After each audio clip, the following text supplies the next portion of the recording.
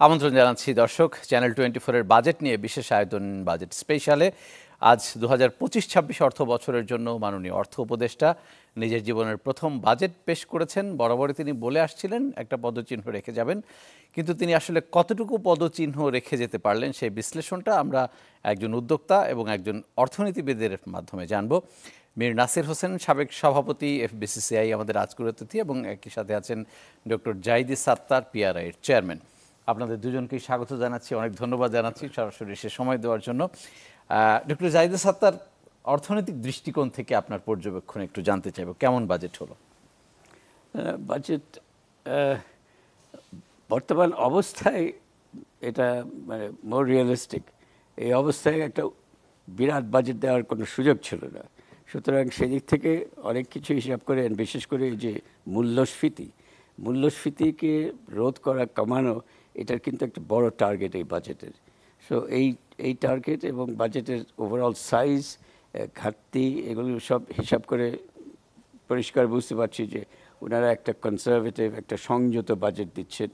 এখানে হয়তো মানে প্রবৃদ্ধি, মানে গ্রোথ খুব একটা বড় রকম, যদিও যে 5.5% যে টার্গেট করেছেন, এটা কিন্তু মন্দ না। এটা বাংলাদেশ অর্থনীতির একটা মোমেন্টাম আছে, মানে ইন্টারনাল মোমেন্টাম আছে। 5-5.5% যদি কোনো মানে সংস্কার কিছু নাও করেন, 5-5.5% গ্রোথ আসবে। সো এটা কিছু আনরিয়ালিস্টিক কিছু না। সো ওভারঅল আমি বলবো যে মোটামুটি বর্তমান অবস্থার পরিপ্রেক্ষিতে বাজেট সাইজটা ঠিকই আছে। এখন বাজেটের ভেতরে যেসব কিছু তো যেগুলো আছে, হ্যাঁ, কিছু প্লাস নীতি, কতগুলো নীতি তো হবার দরকার। ধরেন যে কিছু করতে পারবেন না তা তো না। যেমন আমরা আশা করছিলাম যে বিশেষ করে বাংলাদেশ অর্থনীতির যে মানে সংস্কারগুলো গত 20 বছরে অর্থনৈতিক সংস্কার তেমন হয়েছে বলে মনে হয় না। বিশেষ করে আমি যেটা লক্ষ্য করি, বাণিজ্য নীতির ওদিকে আমাদের ইকোনমিটা এত রিস্ট্রিক্টেড ইকোনমি হয়ে গেছে। আমরা বৈদেশিক বিনিয়োগের জন্য আমরা ঘুরে বেড়াচ্ছি, সামিট করছি, কিন্তু বৈদেশিক বিনিয়োগকারীরা তো দেখে যে ভাই তোমার বাণিজ্য নীতিটা কি। বাণিজ্য নীতিটা খুব একটা মানে, আমি আবারও আসবো, একজন উদ্যোক্তার চোখে এই বিশ্লেষণটা জানবো। মীর নাসির হোসেন, আবারও স্বাগত জানাচ্ছি। ব্যবসা বান্ধব বাজেট প্রতি বছরই আপনারা প্রত্যাশা করেন, এবার প্রত্যাশাটা যেহেতু বাস্তবতা ভিন্ন, আরও একটু বেশি ছিল। কি এমন দেখা গেল আগামীতে? মানে মিক্সড রিয়াকশন। কেননা গত কয়েক বছর ধরে অর্থনীতি কিন্তু খুঁড়িয়ে চলছে, এবং জুলাই বিপ্লবের পরে সঙ্গত কারণেই অর্থনীতি, আর্থসামাজিক সব ব্যবস্থার উপরে একটা প্রভাব পড়েছে। সেই প্রেক্ষিতে বাজেটটা সরকার, যে আমি যেটা দেখলাম অর্থ উপদেষ্টার প্রচেষ্টাটা, সেটা হচ্ছিল উনি একটা প্র্যাগমেটিক বাজেট দেওয়ার চেষ্টা করেছেন। এইটা কিন্তু মোটামুটি প্রস্ফুটিত, কারণ বাজেটের সাইজ কমিয়েছেন, তারপরে ডেফিসিটের পার্সেন্টেজ কমেছে, তো রেভিনিউ টার্গেটটা সঙ্গত কারণে কিছু বাড়াতে হয়েছে। তো ওভারঅল যদি বিশ্লেষণ করা যায় তাহলে একটা প্র্যাগমেটিক বাজেটের দিকে করা হয়েছে, কিন্তু সব কিছু তো এক বাজেটে সম্ভব না। আর এখানে আমাদের চ্যালেঞ্জগুলি কী আছে, এখন হলো এক্সিস্টিং ইনভেস্টমেন্টটাকে ধরে রাখা। আমরা কিন্তু এক্সপেনশনের কথা চিন্তা করতে পারছি না, কারণ হচ্ছে আমাদের গ্যাসের অভাব, বিদ্যুতের অভাব, cost of doing the business বিভিন্ন জায়গায় বেড়ে যাচ্ছে, সে ইনফর্মাল অ্যান্ড ফর্মাল ওয়েতে বাড়ছে। এই পরিপ্রেক্ষিতে আমরা তো আমাদের প্রেজেন্ট যে ইনভেস্টমেন্ট সেটা সাস্টেন করতে পারছি না। নতুন ইনভেস্টমেন্ট কীভাবে আসবে, বিশেষ করে বিদেশি ইনভেস্টমেন্টের কথা আমরা বলছি। এটা এনাবেলিং এনভায়রনমেন্ট না হলে তা আসতে পারবে না। সরকার চেষ্টা করছেন, কিন্তু কিছু আসবে কী জন্যে? এই যে গ্লোবাল যে হয়েছে, বিশেষ করে ট্রাম্প সাহেবের যে রেসিপ্রোকাল ট্যারিফের যেটা হয়েছে, সেটার ইম্প্যাক্ট তো এশিয়ান রিজনে পড়ছে, বিশেষ করে চায়না। এখান থেকে কিছু তো রিলোকেট হবে। সেটা যে আমার ব্যবসা বান্ধব পরিবেশের কারণে সেটা না, সেটা কিন্তু হচ্ছিল তারা কম্পেলড হয়ে। আরেকটা সম্পূরক প্রশ্ন আমি করতে চাই। ডক্টর সাত্তার বলছিলেন যে মূল্যস্ফীতি নিয়ন্ত্রণকেই প্রধান টার্গেট ধরা হয়েছে। আমরা দেখেছি যে বাংলাদেশ ব্যাংকও এইটাকে টার্গেট করতে গিয়ে নীতি সুধার 10% উঠিয়ে ফেলেছে। ফলে আপনারা ঋণ নিতে পারছেন না, চলমান ঋণগুলো আপনাদের বেশি খরচের হয়ে যাচ্ছে।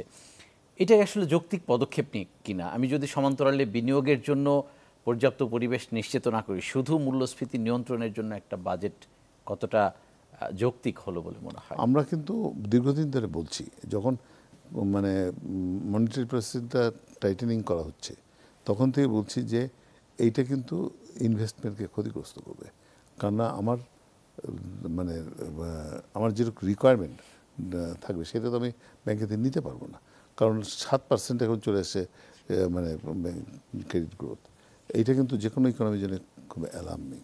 তো আর আমরা যেটা মনে করি যে একমাত্র টুল তো আপনার ব্যাংক ইন্টারেস্ট রেট বাড়িয়েই যে করা যাবে তা না, অন্যান্য যে সমস্ত জিনিসগুলো রয়েছে, আন্তর্জাতিক ব্যাপার রয়েছে, আভ্যন্তরীণ ব্যাপার রয়েছে, সাপ্লাই চেইন ম্যানেজমেন্টের ব্যাপার রয়েছে, সব মিলিয়ে তো করতে সব হবে। মিলিয়ে তো একটা কারণ আমি approach এ অন্য তারপরে জায়গায় অ্যাড্রেস করতে পারলাম না, আমার হাতে এই জিনিসটা আছে, আমি একটু ক্রমান্বয়ে টাইট করেছি, তো কোন সময় প্যাচ কেটে যাবে, সেই অবস্থাটা এসে দাঁড়িয়েছে। কারণ আজকে দেখেন প্রাইভেট সেক্টর মানে লোন পেতে হিমশিম খেয়ে যাচ্ছে। আর আপনার তারপরে তার সাথে যোগ হয়েছে যে নতুন করে IMF-এর ফর্মুলা অনুযায়ী ক্লাসিফিকেশন রুলটাকে এত টাইট করা হয়েছে, এটা একদম আনরিয়ালিস্টিক। 3 মাস পরেই আপনার একটা ক্লাসিফাইড হয়ে যাচ্ছে। তো এমনি তো আমরা মানে সংকটের মধ্যে রয়েছি। তো সেইখানে আমি মনে করি না যে ইট ইজ দ্য অনলি টুল। কারণ আপনি দেখেন নীতি শুরু 10% মানে দেড় বেড়েছে, ট্রেজারি বিল আপনার উত্তরতে আপনার 12%। তো এখন ব্যাংকগুলি কী করবে? তাদের তো স্প্রেড যেটা সেখানে এখন আমরা অসহায় হয়ে পড়েছি। কারণ আমাদের অনেক প্রজেক্ট নেওয়া আছে যেগুলি 8-9% ইন্টারেস্ট ধরে আমরা বিজনেস কেস করেছি, এখন 14-15% করলে কিউমুলেটিভ ডাবল জায়গায় চলে গেছে। আমি আবারও আসবো ডক্টর সাত্তারের কাছে একটু। আমাদের যে এই বাজেটের অর্থায়নের বিশ্লেষণটা, আমরা 2.25 লাখ কোটি টাকার মতো এবার একটা ঘাটতি রেখেছি। আবার এডিপিআর ঘাটতি অর্থায়নটা মোটামুটি একই রকম, সে আগের মতোই রয়ে গেছে। ব্যাংক থেকে এবারও 1,25,000 কোটি টাকা আমরা নিয়ে সেই ঘাটতিটা পূরণ করব। এই হিসাবটাকে আপনি কিভাবে বিশ্লেষণ করেন, মূল্যায়ন করেন? আমি এখানেও একটা হিসাব মোটামুটি রেগুলার আসছে। আমরা যে ঘাটতিটা আমাদের হয় বাজেটের, এবং ঘাটতিটা প্রতি বছর হয় এবং প্রচুর প্রায় সব দেশেই বাজেট ঘাটতি হয়, এটা এমন কিছু না। ঘাটতিটা আমরা বিনিয়োগ করি কিনা সেটা ঘাটতিটা নিয়ে, ঘাটতি মানে ঋণ, সরকার ঋণ করে এটা বিনিয়োগ করছে কিনা। তা বিনিয়োগটা এই যে এডিপির মাধ্যমে সরকার বিনিয়োগ করে। তো আপনার প্রশ্ন হচ্ছে এই যে ফিন্যান্সিংটা কিভাবে হচ্ছে, সবসময় হয়ে আসে 40% আসে বৈদেশিক ঋণ আর সাহায্য থেকে, 60% ডোমেস্টিক। এইবার হিসাবে আমি দেখতেছি 44% কিন্তু ওনারা বৈদেশিক রিসোর্স আশা করছেন, বাকি 56% ডোমেস্টিক। সো বৈদেশিকটা ভালো, মানে এখন পর্যন্ত আমরা এলডিসি হিসেবে কনসেশনাল এইড পেয়ে যাচ্ছি। আমাদের পাবলিক ডেট যদিও $84 বিলিয়ন, আমাদের এখনও কিন্তু 90% অফ আমাদের যে ডেট স্টকটা আছে বৈদেশিক, এটা কিন্তু কনসেশনাল আছে। এটার বিষয় হচ্ছে যে মানে interest payment, average interest payment এখনও 1.5%-এর মতো। তারপরে রিপেমেন্ট পিরিয়ডও বেশ, মিনিমাম গ্রেস পিরিয়ড 22-23 বছর অ্যাভারেজ গ্রেস, ওই দিক দিয়ে ভালো আছি। কিন্তু এখন আপনার এই যে দেশীয় আভ্যন্তরীণ সোর্স থেকে যখন ফাইন্যান্স করা হবে, এই যে কত এখানে 1,25,000 কোটি টাকা, 25,000 কোটি টাকা ব্যাংক, এটা ব্যাংক থেকে শুধু না, এক হচ্ছে বাংলাদেশ ব্যাংক এবার ইন্ডিপেন্ডেন্স দেখাবে, বাংলাদেশ ব্যাংক বলবে যে আমরা লোন দিতে পারবো না। সো তখন আপনার প্রাইভেট ব্যাংকিং চ্যানেলে যেতে হবে, প্রাইভেট ব্যাংক থেকে নিতে হবে, আর সঞ্চয়পত্রের মাধ্যমে উঠাতে হবে। সঞ্চয়পত্র ইন্টারেস্ট রেট আমরা তো সবাই জানি। আমি আরেকটা বিষয় আপনার নজরে আনতে চাই। আমরা বারবারই প্রত্যক্ষ কর বাড়ানোর একটা কথাবার্তা বলে আসছি, যে ওইখান থেকে আমাদের আয়টা বাড়ানো হবে। কিন্তু আমি যদি বিভাজনটা দেখি, এবারও আমার মূল্য সংযোজন কর থেকে 38% সিঙ্গেল লার্জেস্ট সোর্স আমার ওইটা। তার মানে আমি তো পরোক্ষ করে এবারও নির্ভর রয়ে গেলাম। এই ইন্ডিকেশনগুলো চেঞ্জ আনা যেত কি না? এটা আমি আরেকভাবে একটু দেখি। এটা আপনি বলছেন যে পরোক্ষ কর আর প্রত্যক্ষ কর, ডাইরেক্ট অ্যান্ড ইনডাইরেক্ট ট্যাক্সের ডিভিশনটা। আমি আরেকটা দেখব যে domestic taxes versus external taxes, মানে ট্রেড ট্যাক্সেস। এইখানে মানে একটা সিরিয়াস চ্যালেঞ্জ আছে। মানে আপনার রাজস্ব আহরণ করার একটা যে স্ট্র্যাটেজি, এই স্ট্র্যাটেজিতে হচ্ছে কি আপনাকে দেশীয় কর্মকাণ্ডের মাধ্যমে ট্যাক্স আদায় করা বাড়াতে হবে, একই সাথে বাণিজ্য করের উপর নির্ভরশীলতা কমাতে হবে। এই একটা, আপনি আমাকে প্রশ্ন করতে পারেন বাণিজ্য করের নির্ভরশীলতা কমাবো কেন? কেন? অবশ্যই মুক্তবাজার অর্থনীতিতে এখন আমার ওইখানে আমাদের টাইট রাখার কোনো সুযোগ আমাদের নাই। অর্থনৈতিক নীতি যেগুলো আছে সবগুলোকে মানে ইকোনমিকে অচল করে দেওয়ার অবস্থা করছে বাণিজ্য নীতি, বাণিজ্য কর। বাংলাদেশ হচ্ছে one of the most restrictive trade regime. এখানে আমরা বিদেশি যখন বিনিয়োগকারীদের অ্যাট্রাক্ট করার চেষ্টা করি, তারা যখন দেখে যে এই এতগুলো এত শুল্ক ইম্পোর্টের উপরে, আমরা তো একটা এফটিএ করতে পারছি না, ফ্রি ট্রেড এগ্রিমেন্ট আমরা বলে আসছি যে কয়েকটা দেশের সাথে অলরেডি 20-25 জোরালো বছর আলোচনা ধরে চলছে। চেষ্টা করছি। না আলোচনা হবে না, সেজন্য ইভেন জাপান যারা করতে চাচ্ছে, তো আমরা এই ইপিএতে যাচ্ছি, ইকোনমিক পার্টনারশিপ এগ্রিমেন্ট। কারণ ফ্রি ট্রেড এগ্রিমেন্ট মানে actually trade has to be free. মানে আপনি জাপানের সাথে করেন বা আসিয়ানের সাথে করেন, সিঙ্গাপুরের সাথে সিঙ্গাপুরের সাথে আলোচনায় চলবে ফ্রি ট্রেড এগ্রিমেন্ট। আমি বলে দিচ্ছি, ফ্রি ট্রেড এগ্রিমেন্ট আমাদের এই ধরনের শুল্ক নীতি দিয়ে ফ্রি ট্রেড এগ্রিমেন্টের কোনো সম্ভব নেই। আমি আবারও আসবো আপনার ইকোনমিক কাছে। Partnership is fine. Mister Hossain, আমরা এবার শুল্ক ব্যবস্থাপনায় কিছু পরিবর্তন দেখলাম। স্পেশালি কিছু কিছু শিল্প পণ্যে কর বসানো হয়েছে নতুন করে, প্রায় 150 বা তার অধিক। তুলার মতো একটা আমাদের জন্য এক্সপোর্টের সবচেয়ে বড় কম্পোনেন্ট, সেটার উপরও বসানো হয়েছে। যোগ বিয়োগ করে আপনার কাছে কি মনে হয়েছে, এই শুল্ক ব্যবস্থাপনাটা প্রো ইনভেস্টমেন্ট হলো না অর? এইটা মানে বিশ্লেষণ করে যেটা দেখা যাবে, ওনারা মনে করছে, মানে এনবিআর মনে করছে যে অনেক কনসেশন দেওয়া হয়েছে অনেক দিন, আর ইজ এনাফ। তো আমরা মনে করছি যে আমি তো প্রোটেকশন বলে কোনো কথা আমি ইউজ করতে চাই না। It's not a protection, it's just ফেসিলিটেটিং। কারণ হচ্ছিল যে আমি আমার ইনফ্রাস্ট্রাকচারের বেনিফিট পাচ্ছি না, আমি গ্যাস পাচ্ছি না, বিদ্যুৎ পাচ্ছি না। পোর্ট চিরাঙ্গড় is one of the costliest port in the world. তারপরে আমার ট্রান্সশিপমেন্টের অসুবিধা। আমি দেখেন ভারত ট্রান্সশিপমেন্ট বন্ধ করেছে, কি গাজীপুরের প্রডিউস করে, গাজীপুর থেকে ঢাকা এয়ারপোর্ট কত, দিল্লি এয়ারপোর্টে যেতে নিশ্চয়ই বেনিফিট না থাকলে যেত না কেউ। তো ঘটনা ছিল যে আপনার cost of doing the business আপনি কমাতে পারছেন না, সেইখানে যেটুকু সাপোর্ট আপনি দিচ্ছেন এটাকে আপনি প্রোটেকশন বলছেন। It's not really protection. তো ঘটনা হচ্ছিল যে এখন আপনি যেটা বললেন, মেনশন করলেন অনেকগুলো আইটেম, তার মধ্যে তুলা, ম্যানমেড ফাইবার, যেটা 3 টাকা ছিল সেটাকে 5 টাকা করা হয়েছে। ঘটনা ছিল যে ওয়ার্ল্ড আমার ইকোনমির বেসটা কি, is textile, this garments, nothing more than that. আপনার এক্সপোর্টের 85% হচ্ছিল গার্মেন্টস, এবং that includes the backward linkage. তো আপনি সেই জায়গায় হাত দিচ্ছেন। ম্যানমেড ফাইবার আপনাকে আনতে হবে। ইউরোপিয়ান ইয়েতে যে এক্সপোর্ট হচ্ছে সেখানে আস্তে আস্তে কন্ডিশন আছে রিসাইকেল, ম্যানমেড আপনার 35% বা ক্রমান্বয়ে বাড়বে। হোল ওয়ার্ল্ড ইজ গোয়িং আপনার, আপনি ম্যানমেড ফাইবারকে ডিসকারেজ করছেন, এইটা তো ঠিক সঠিক হচ্ছে না। কোনো কোনো জায়গায় হয়তো যৌক্তিকতা রয়েছে, কিন্তু ওভারঅল যৌক্তিকতা কিন্তু আমরা খুব একটা দেখতে পাবো না। আমরা বিদ্যুৎ জ্বালানির কথা আপনি বলছিলেন, আমরা নিশ্চয়ই আপনারা প্রত্যাশা করেছিলেন সেভাবে যে জ্বালানির সরবরাহ বাড়ানোর ক্ষেত্রে হয়তো কোনো একটা বড় ধরনের সিদ্ধান্ত এবারের বাজেটে আসুক। আপনার চোখে পড়েছে কিনা? না, খুব একটা না। একটা জায়গায় দেখেছি যে আমরা ওই যে এলএনজি যেটা আমদানি করে সেটার ভ্যাটটা আমরা প্রত্যাহার করেছি।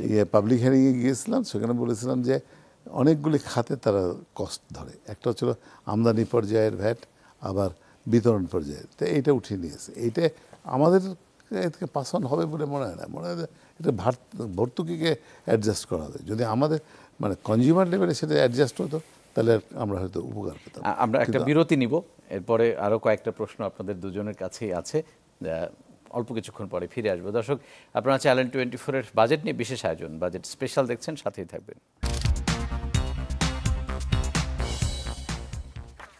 দর্শক, আবারও স্বাগত জানাচ্ছি চ্যানেল 24-এর বিশেষ আয়োজন বাজেট স্পেশাল। 2025-26 অর্থ বছরের বাজেটের বিভিন্ন বিষয় নিয়ে আমরা বিশ্লেষণ করার চেষ্টা করছি। দুজন অত্যন্ত সম্মানিত অতিথি আছেন, মীর নাসির হোসেন, সাবেক সভাপতি এফবিসিসিআই, এবং আছেন doctor Zahid Sattar, chairman PRI. আবারও স্বাগত জানাচ্ছি। ডক্টর সাত্তার, আমরা বাজেটের যেই অবয়বটা দেখলাম এবং অর্থ উপদেষ্টা যে আকাঙ্ক্ষার কথা আমাদেরকে দিলেন, মানে জানালেন, এইখানে আসলে আরো কোনো নতুনত্ব আনার ওনার সুযোগ ছিল কিনা, একটু যেটা বলছিলাম যে উনি পদচিহ্ন রেখে যেতে চান এবং পরবর্তীতে যেই সরকারি আসুক না কেন ওনার বাজেটটাকে যেন মানদণ্ড বা উদাহরণ হিসেবে টানতে পারেন। অবশ্যই আমার তো মনে হয় এখন তো সব টপ ইকোনমিস্টরা মনে হচ্ছে দেশের সরকারের মানে নীতি নির্ধারক হিসেবে আছেন। আমি আশা করছিলাম এই বাজেটটা যখন পড়ব অনেক প্রফেশনাল মনে হবে। এখানে প্রথম থেকেই একটা ওভারঅল একটা নীতি দেওয়া, পলিসি, মানে what is Directions of our- what is the economic strategy, মানে আমি মানে শর্ট টার্ম 1 বছরের জন্য কি করব, মিডিয়াম টার্ম, লং টার্ম কি হবে, এই জিনিসটা আমি আশা করছিলাম যে বাজেটের প্রথমে এটা থাকবে, কিন্তু আমি দেখছি না।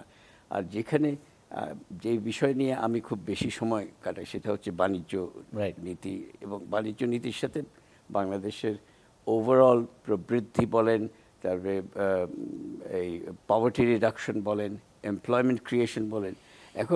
এখন কিন্তু এমপ্লয়মেন্ট ক্রিয়েশন আপনারা আমি যখন বিশেষ করে ম্যানুফ্যাকচারিং সেক্টর মানে শিল্পায়নে যখন দেখি, আমাদের 2 রকম শিল্পায়ন আছে। এক গ্রুপ হচ্ছে যেটা এক্সপোর্ট ওরিয়েন্টেড, আরেক গ্রুপ হচ্ছে যেটা ডোমেস্টিক মার্কেট ওরিয়েন্টেড দেশ। এখন আমাদের লেটেস্ট একটা জরিপে দেখা যাচ্ছে যে 70% কিন্তু শিল্প হয়ে গেছে এক্সপোর্ট ওরিয়েন্টেড। 2/3 অফ এমপ্লয়মেন্ট এখন কিন্তু ম্যানুফ্যাকচারিং এমপ্লয়মেন্ট 2/3 কিন্তু এক্সপোর্ট ওরিয়েন্টেড ম্যানুফ্যাকচারিংয়ে আসছে।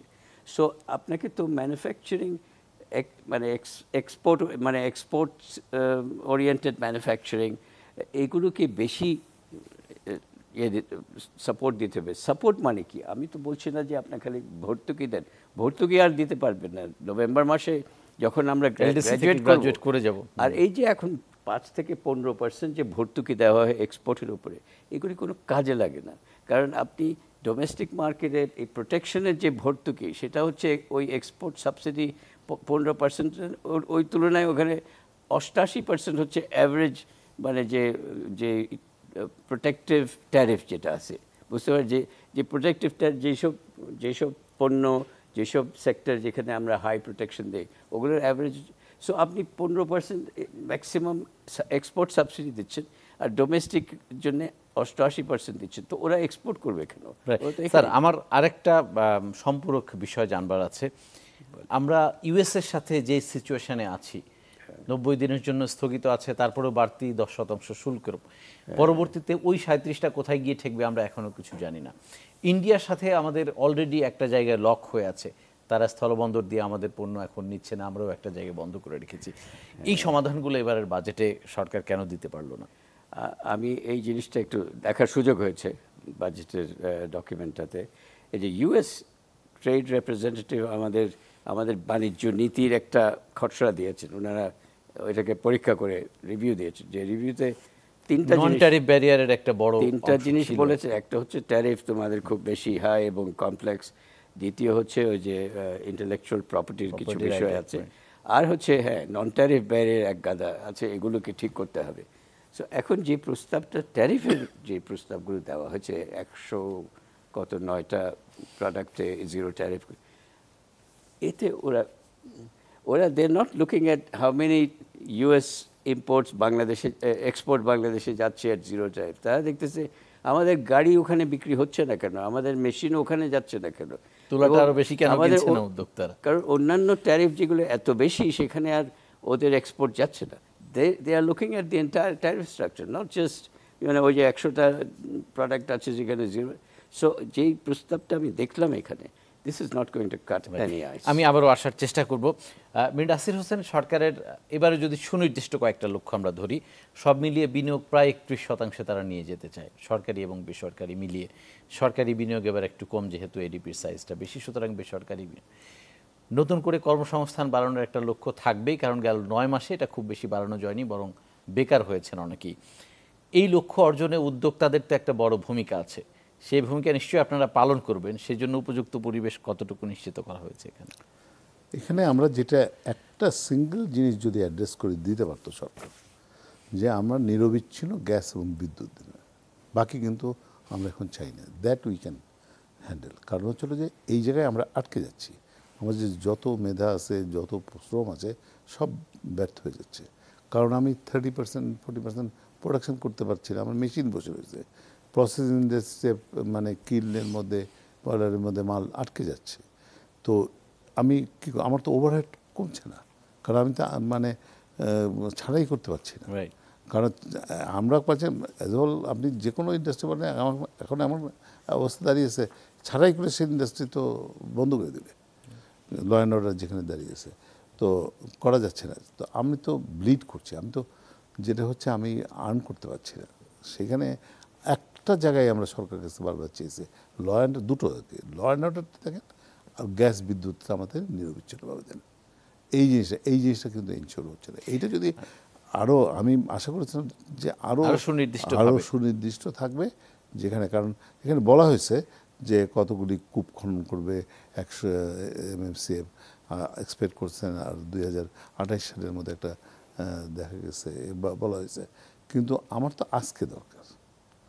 এখন এইখানে যে জিনিসটা হচ্ছে, বলা হচ্ছে যে সাবসিডি দিচ্ছে, সাবসিডি একটা পর্যন্ত বিলফারেজ, ইনএফিসিয়েন্সি।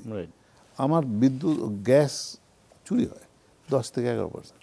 এই চুরি অবৈধ সংসদে, এইটা যদি আপনি 50% ইয়ে করতে পারেন, একদিকে আমার শিল্পে গ্যাস পাবে, আর একটা সরকার ভর্তুকিটা কমবে। আরেকটা বিষয় সরাসরি আপনার সাথে সম্পর্কিত, আপনি সরাসরি ব্যাংকের স্পন্সরশিপেও আছেন এবং একই সাথে উদ্যোক্তা হিসেবে ব্যাংক ঋণও আপনাকে নিতে হয়। আর্থিক ব্যবস্থাপনা যেই ভঙ্গুর অবস্থা, এইটা একটা পর্যায়ে আমরা মোটামুটি দেখছি যে ভালো একটা অবস্থানের দিকে যাচ্ছে। আমরা যদি আরও ভালো দিকে নিতে চাই, সেজন্য বাজেটে ডিরেকশনসগুলো কি দেখা গেছে? এখন যে জিনিসটা ব্যাংকিং সেক্টরে একটা জিনিস বলে নেওয়া দরকার, ব্যাংক 52টা ব্যাংক রয়েছে প্রাইভেট সেক্টরে। যে গ্রুপটা অ্যাবসলিউটলি 10টা 12টা ব্যাংকের কথা বলছেন, এর মধ্যে সবচেয়ে বড় একটা ব্যাংক ছিল ইসলামী ব্যাংক, যেটা half of the total bank size ছিল। এইটা বাংলাদেশের শিল্পায়নে এই ব্যাংকের যথেষ্ট অবদান ছিল। এখন সেটা একদম ভার্চুয়ালি নন ফাংশনাল হয়ে গেছে। কী হয়েছে? বড়োয়ার আমার তো 7টা উইন্ডো বন্ধ হয়ে গেছে, আমার যাওয়ার জায়গায় কমে গেছে। এখন যারা ভালো করছে তাদের কাছে সবাই যাচ্ছে, তাদের তো সিঙ্গেল বড়োয়ার লিমিটেশন থেকে আরম্ভ করে অনেক জিনিস হয়েছে। সেইখানে হচ্ছে কি আমরা হিসেব করছি, আর ব্যাঙ্কগুলিও সেখানে অবভিয়াসলি একটা অ্যাডভান্টেজেস পজিশন রয়েছে। তো এখন ব্যাপারটা ছিল যে সংস্কারের কথা, যেগুলি আপনার একটা জিনিস করতে হবে, পাবলিক মানি দিয়ে কোনো ব্যাংক চালানো যাবে না। যে মার্জার বা অ্যাকুইজিশনের পরে এইটা এগিয়ে নিতে হবে, কারণ গভর্নমেন্ট কতদিন টাকা প্রিন্ট করে, এটা কোনো আসলে যৌক্তিক পদক্ষেপ হতে পারে না আমাদের মতো। তো আমি মনে করি যে ওভারঅল যে বাংলাদেশ ব্যাংকের স্বায়ত্তশাসন যেটা ইন্ডিপেন্ডেন্স, সেটা ইনশিওর করার কথা চলছে বা হয়ে যাবে, আর যেটুকু হয়তো বাকি আছে সেটা করার দরকার। এবং যে সমস্ত ডিসিপ্লিনগুলি ব্রেক করেছে সেগুলি কিন্তু ফিরিয়ে আনতে হবে, তাহলে একটা হয়তো আর্থিক খাতে একটা বড় ধরনের ইতিবাচক পরিবর্তন আসতে পারে। ডক্টর সাত্তার, আমাদের রাজস্ব লক্ষ্যমাত্রা যেটা ধরা হয়েছে, এটা আমাদের প্রেক্ষিতে অনেক বড়ই মনে হচ্ছে। তার উপর রাজস্ব খাতের একটা সংস্কারের কথাবার্তা আমরা শুনছিলাম, যদিও তা আপাতত স্থগিত আছে। আপনার কি মনে হয় যে আমি ইতিবাচক কোনো ব্যবস্থার দিকে যাচ্ছি কিনা বা যাব কিনা এই বাজেটের মাধ্যমে? এই রাজস্বর তো একটা বড় অংশ এখনো রয়ে গেছে, এই যে বাণিজ্য কর। এখনো এনবিআর এর রাজস্বর মধ্যে অলমোস্ট 30% কিন্তু ওইখান থেকে আসছে। আমি এখানে যে কতগুলি প্রস্তাব দেখলাম, যে এখানে একটা কথা আমি আশা করছিলাম যে অন্তত এখানে বলবেন যে আমরা ট্যারিফ রেশনালাইজেশন কিছু করছি। উনারা বলেছেন কিন্তু মানে সামান্য, আর প্রোটেকশন রেশনালাইজেশন করা, প্রোটেকশন রেশনালাইজেশন, ট্যারিফ রেশনালাইজেশন একসাথে। কারণ এলডিসি গ্র্যাজুয়েশন হচ্ছে নভেম্বর 2026-এ। এই বাজেট কিন্তু এলডিসি গ্র্যাজুয়েশনকে খুব একটা অ্যাড্রেস করেছে বলে মনে হচ্ছে।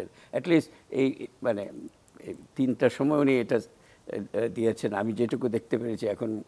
কারণ এই এলডিসি গ্র্যাজুয়েশনে তো আপনার এই যে বর্তমানে যে শুল্ক স্ট্রাকচারটা আছে, এই স্ট্রাকচার তো একেবারে নন কমপ্লায়েন্ট। বিশেষ করে যে সম্পূরক শুল্ক যে একটা বিরাট ইয়ে আছে, এটা সম্পূর্ণ নন কমপ্লায়েন্ট। এটাকে লাইনে আনতে হবে। আপনি তো 2026-এ গিয়ে আপনি ওটাকে মানে নেক্সট বাজেটে আপনার চান্স নাই। আপনি এই বাজেটে যদি দেখাতেন যে এটা ফার্স্ট ফেজ আমরা করলাম, নেক্সট আগামী বছরের সেকেন্ড ফেজ হবে, থার্ড ফেজ হবে। এখানে তো কোনো ওই একটা ফার্স্ট স্টেপ দেখলাম না।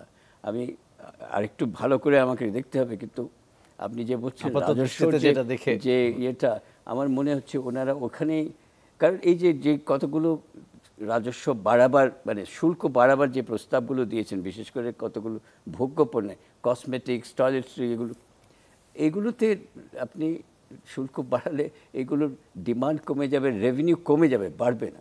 ওনারা মনে করেন এখনো যে শুল্ক বাড়িয়ে দিলে রেভিনিউ বেড়ে যাবে। উনি যে কনজাম্পশন কমে গেলে তো আমার যে আইটেমগুলি ওনারা দিয়েছেন, আমার মনে হয় শুল্ক মানে রেভিনিউ আরো কমে যাবে। রাইট। আমরা শেষ দিকে চলে এসেছি, নাসির হোসেন আপনাকে দিয়েই শেষ করব। রাজস্ব খাতে আমরা প্রতি বছরই দেখি যে নতুন করদাতা সৃষ্টি, কর জাল বাড়ানো, এরকম একটা উদ্যোগের কথা বলেন, কিন্তু আলটিমেটলি আপনার কি মনে হয় যে যারা কর দেন তাদের উপরেই বার্ডেনটা এবার বাড়তে যাচ্ছে কিনা, নাকি নতুন কোনো প্রত্যাশা? সেটা বাড়তেই থাকবে যতদিন পর্যন্ত আমরা জালটাকে প্রসারিত করতে পারবো না। কিন্তু এই বাজেটে কিছু কিছু লক্ষ্যমাত্রা ধার্য করা হয়েছে, যে আপনার ভ্যাট রেজিস্ট্রেশনে 50 লাখ টাকা, আগে ছিল 3 কোটি টাকা, 4 কোটি টাকা করা হয়েছে, এখন না, 50 লাখ টাকার টার্ন ওভারে আপনাকে করতে, দ্যাট মিনস আপনি জালের মধ্যে চলে আসছেন। কিছু কিছু প্রচেষ্টা নেওয়া হয়েছে, দীর্ঘদিন নেওয়া হয়নি, ওভারনাইট করা সম্ভব না, করা হয়েছে, কিন্তু it's too late and too little then আসছে। আরও আগের থেকে যদি আমরা করতে পারতাম সেটাতে। আমি বাজেটে যে জিনিসটা দেখি, আমরা বাজেটটা কোন প্রিন্সিপালে করি, ব্যাপারটা ছিল আগে আমরা খরচটাকে নির্ধারণ করি, তারপরে আয়টাকে করতে চেষ্টা করি। ইটস শুড নট, আয়টাকে আমি আগে যদি ডিটারমিন করতে পারি, তারপরে খরচটা যদি করা যায়। কারণ আপনি দেখেন রেভিনিউ বাজেটের 52% হচ্ছে সরকার মানে চলে যাবে, 22% হলো ইন্টারেস্ট পেমেন্ট, তার থাকছে কি আপনাকে। তো ঘটনা হচ্ছে যে খরচ যত না করা যাবে, এই যে বিশাল যে পাবলিক সেক্টর, এইটা তো সাইজ এই মানে আমাদের দেশের কান্ট্রির মতো ইজ টু বিগ, মানে সে এইগুলি কমে না যায়। আপনি এই বছর আপনি ভাতা দিচ্ছেন, মহার্ঘ ভাতা দিচ্ছেন, আপনি ওই যে কি যেন ভূতাপেক্ষ প্রমোশন দিয়ে সেখানে টাকা, তো সরকারের ব্যয় তো কমছে না, না কমালে তো আপনি এই যে বাজেটের চ্যালেঞ্জটা কি, অর্থায়ন আর বাস্তবায়ন, অর্থায়ন এই চ্যালেঞ্জটা আজীবনই থেকে যাবে যদি পরিবর্তন না আসে। অনেক ধন্যবাদ আপনাদের দুজনকেই। আমাদের আজকের মতো এই আলোচনা এখানে শেষ করতে হচ্ছে, দর্শকের সাথে শেষ করছি আজকের মতো বাজেট স্পেশাল। ভালো থাকবেন আপনারা সবাই।